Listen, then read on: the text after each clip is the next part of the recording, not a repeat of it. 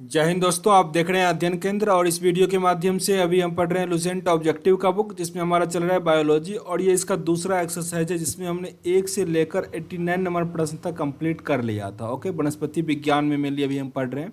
और अभी हम 90 से लेकर 143 नंबर प्रश्न तक कवर करेंगे। तो 133 नंबर प्रश्न तक कवर करेंगे। तो ध्यान से देखिएगा, और साथ ही कई सारे लिंक डिस्क्रिप्शन बॉक्स में है, वो ज़रूर देखिएगा, जिससे आपको काफ़ी हेल्प मिलेगा। ओके, तो चलो स्टार्ट करते हैं। पहला प्रश्न दिया गया है, यीस्ट में कायिक जनन होता है। यीस्ट में कायिक जनन किसका होता है? तो वो होता है मुकुलन द्वारा। मुकुलन द्वारा, ऑप्शन नंबर ए सही है। काफ़ी इंपॉर्टेंट है ये। यीस्ट में कायिक जनन होता है मुकुलन द्वारा। निम्नलिखित में से कौन खाने योग्य कवक है? इनमें से कौन खाने योग्य कवक है? तो वो है एगोरिकस। एगोरिकस, ऑप्शन नंबर सी आपका सही है। अगर आप लोग मैथ पढ़ना चाहते हैं तो सर्च करोगे अध्ययन केंद्र मैथ मिल जाएगा। बीएड की कोई तैयारी कर रहे हो तो अध्ययन केंद्र बीएड सर्च करोगे, आपको मिल जाएगा। ओके, सब चैनल सेपरेट बना दिए हैं ताकि आप लोगों को दिक्कत ना हो। 92 नंबर प्रश्न है आपका, LSD किससे प्राप्त होता है? LSD किससे प्राप्त होता है? कवक से, फंगस से। विस्तृत स्पेक्ट्रम प्रतिजैविक किससे उत्पन्न होता है? विस्तृत स्पेक्ट्रम प्रतिजैविकी किससे उत्पन्न होता है? ये होता है एस्ट्रोपेटोमाइसिस से। एस्ट्रोपेटोमाइसिस से, ऑप्शन नंबर ए सही है। एस्ट्रोपेटोमाइसिस को किसने पृथक किया? मीन्स इसका खोज किनके द्वारा किया गया? तो ये किया गया वाक्समैन के द्वारा। Waksman, option number D. टीका रोग किसमें होता है? टीका रोग किसमें होता है? तो ये होता है मूंगफली का। टीका रोग किसमें होता है? मूंगफली में।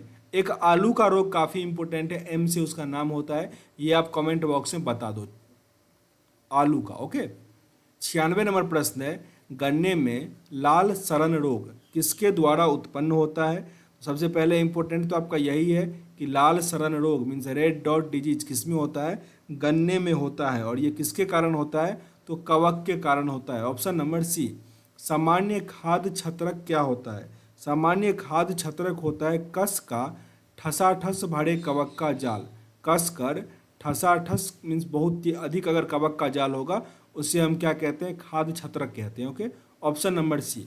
मशरूम क्या है? मशरूम एक प्रकार का कवक ही हुआ। मशरूम क्या है? एक प्रकार का कवक है। प्रथम वियुक्त प्रतिजैविक कौन सा था? प्रथम वियुक्त प्रतिजैविक कौन सा था?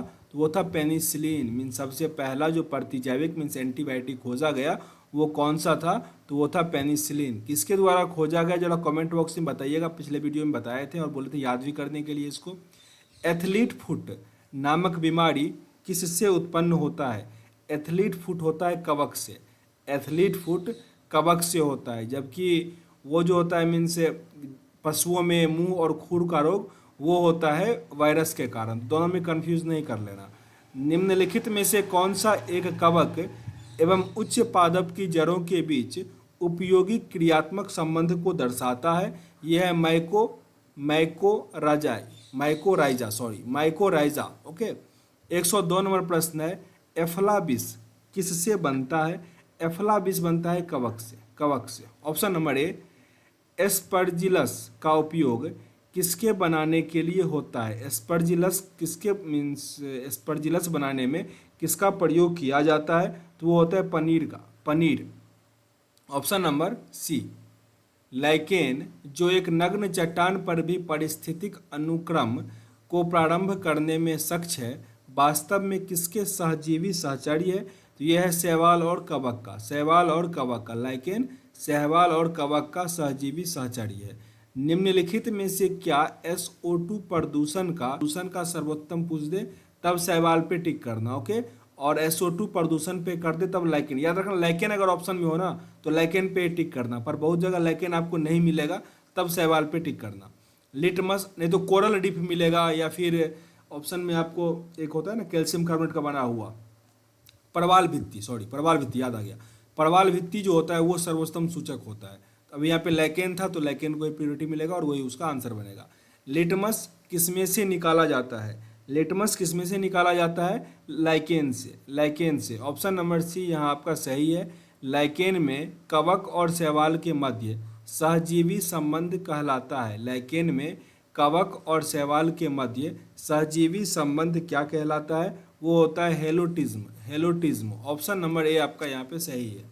आगे प्रश्न है हमारा, पेड़ों की छालों पर उगने वाले लाइकोन को क्या कहा जाता है? पेड़ के छालों पर उगने वाले लाइकेन को क्या कहा जाता है? कार्टिकोलस। कार्टिकोलस ये पढ़े थे पिछले क्लास में भी, मीन्स पिछले लेक्चर में भी। चट्टानी स्तरों पर लाइकेन विकास को क्या कहा जाता है? इसे हम कहते हैं सेक्सिकोल्स। सेक्सिकोल्स ऑप्शन नंबर बी सही है। जापान में लोग किस लाइकेन की सब्जी के रूप में खाते हैं? जापान के लोग किस लाइकेन को सब्जी के रूप में खाते हैं? तो इंडोकॉर्पन को। इंडोकॉर्पन ऑप्शन नंबर सी। मिर्गी की औषधि किस लाइकेन से प्राप्त होती है? मिर्गी की जो औषधि होती है वो परमेलिया से प्राप्त होता है। परमेलिया से। मिर्गी को इंग्लिश में एपिलेप्सी कहा जाता है, यह काफ़ी इंपॉर्टेंट है, पूछ लिया जाता है। एपिलेप्सी की औषधि किस लाइकेन से प्राप्त होती है? तो परमेलिया से। इंग्लिश टर्म भी याद रखो, अब डायरेक्ट इंग्लिश टर्म ही डाल देता है।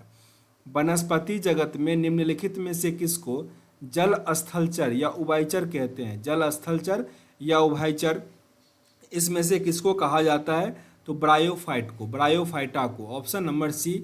जड़ के स्थान पर मूलाभास पाया जाता है। किसमें जड़ के स्थान पर मूलाभास पाया जाता है? ब्रायोफाइट्स में। जो उभयचर है एक प्रकार का, ब्रायोफाइट्स। ब्रायोफाइट्स में सम्मिलित है। ब्रायोफाइट्स में कौन सा सम्मिलित है? तो लीवरवर्ट एवं मॉस। लीवरवर्ट और मॉस। बीजों की प्रकृति किसमें उत्पन्न हुई है? बीजों की प्रकृति किसमें उत्पन्न हुई है? ये होता है टेरिडोफाइट में। टेरिडोफाइट काफ़ी इंपॉर्टेंट है। बीजों की प्रकृति किसमें उत्पन्न हुई? टेरिडोफाइट में। ऑप्शन नंबर डी यहाँ सही है। जलीय फर्न जिसे जीव उर्वरक के रूप में प्रयुक्त किया जाता है वह क्या है? वह एजोला है। एजोला ऑप्शन नंबर बी यहाँ सही है। जलीय फर्न जो जैव उर्वरक के रूप में प्रयुक्त होता है वो है एजोला।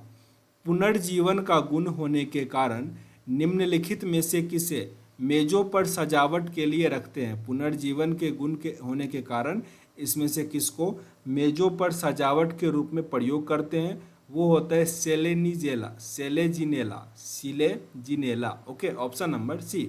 निम्नलिखित में से किसके विषाणु दवा के रूप में प्रयोग किया जाता है? किसका विषाणु दवा के रूप में प्रयोग किया जाता है? तो वह है आपका lycopodium. Lycopodium option number A. निम्नलिखित में से किससे जैव उर्वरक के रूप में प्रयोग किया जाता है? जैव उर्वरक के रूप में एजेला को प्रयोग किया जाता है। एजोला को। Option number C. सबसे अधिक क्रोमोसोम किसमें पाया जाता है? सबसे अधिक क्रोमोसोम टेरिडोफाइट्स में। टेरिडोफाइट्स ऑप्शन नंबर बी यहाँ आपका सही है। किस वर्ग के पौधे में बीज बनते हैं परंतु बीज नग्न रूप में पौधे पर लगे रहते हैं? वो है gymnosperm. Gymnosperm option number D. संसार का सबसे लंबा पौधा संबंधित है, मीन सबसे लंबा पौधा जो है वो किस टाइप का है? तो आंसर बनेगा जिम्नोस्पर्म से। जिम्नोस्पर्म से। ऑप्शन क्या बनेगा? सी। इस प्रश्न को फिर से पढ़ लो। किस वर्ग के पौधे में बीज बनते हैं परंतु बीज नग्न रूप में पौधे पर लगे रहते हैं? मीन्स उस पर कोई कवर उवर नहीं लगा। जैसे आम में क्या होता है, ऊपर से पूरा फल होता है, नीचे में आम का गुठली होता है, तो ऐसा नहीं, पूरे नग्न रूप में होता है। तो वो कौन सा है? जिम्नोस्पर्म का। तो जिम्नोस्पर्म का ही सबसे लंबा पौधा होता है। ओके, देखो सेशन अगर अच्छा लग रहा हो तो जरूर लाइक और शेयर करो अधिक से अधिक लोगों तक, ताकि उनको भी फायदा हो सके। जिम्नोस्पर्म का मेवा किसे कहा जाता है? जिम्नोस्पर्म का मेवा कहा जाता है चिलगोजा को। चिलगोजा को। Option number C. मैं इतना शेयर करने के लिए इसलिए कहता क्योंकि आप बिल्कुल भी शेयर नहीं कहते हो।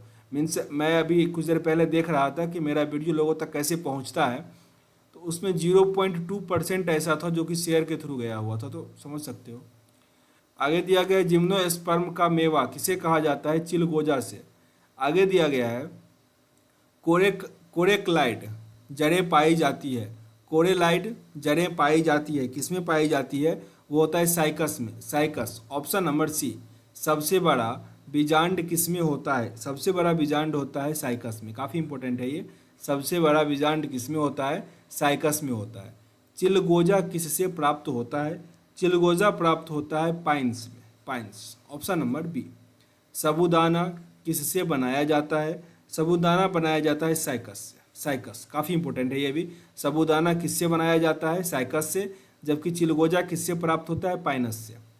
दमा एवं खांसी के रोगों में काम आने वाली औषधि इफेड्रीन किससे प्राप्त की जाती है?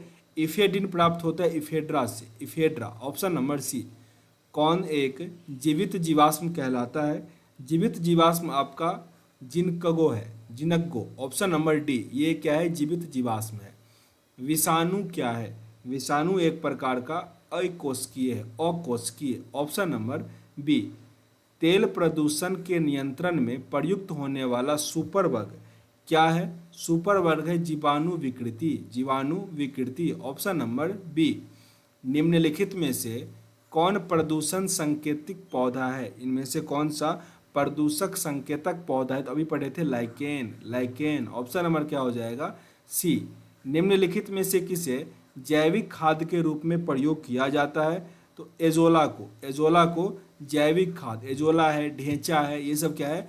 जैविक खाद है। जबकि यूरिया क्या है? पोटासियम क्या है? रासायनिक खाद है। ओके, तो टोटल 133 प्रश्न था, वह मैंने कंप्लीट किया। आगे दिया गया प्लांट मॉर्फोलॉजी मीन्स पादप औकारिकी, उसको हम अगले वीडियो में कवर करेंगे। सेशन अगर अच्छा लग रहा हो तो लाइक और शेयर जरूर करना। कितना आपका सही हुआ ये भी कमेंट बॉक्स में मेंशन करना। टोटल 43 प्रश्न अभी मैंने कंप्लीट किया। अगर सेशन अच्छा नहीं लगा हो तो डिसलाइक भी कर सकते हो, पर कारण जरूर बताना ताकि हम समझ सके और वीडियो को इम्प्रूव कर सके। मिलते हैं नेक्स्ट वीडियो में, तब तक के लिए जय हिंद।